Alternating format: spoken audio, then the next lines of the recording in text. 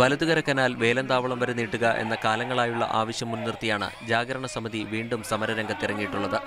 കുടിവെള്ളം, ജലസേചനം എന്നിവയ്ക്കായി കനാൽ നീളം കൂട്ടണമെന്നാവശ്യപ്പെട്ട് സ്ത്രീകളും കുട്ടികളുമടക്കം നൂറുകണക്കിന് ഗ്രാമീണരാണ് സമരരംഗത്തിറങ്ങിയത്.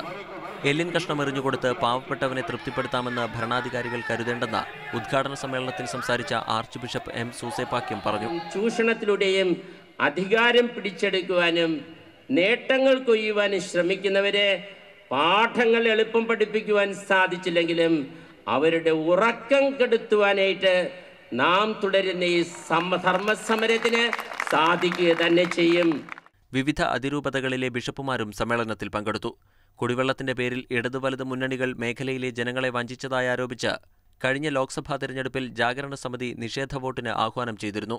തുടർന്ന് ചിറ്റൂർ നിയമസഭാ മണ്ഡലത്തിൽ മാത്രം 10,606 പേരാണ് നിഷേധ വോട്ട് രേഖപ്പെടുത്തിയത്.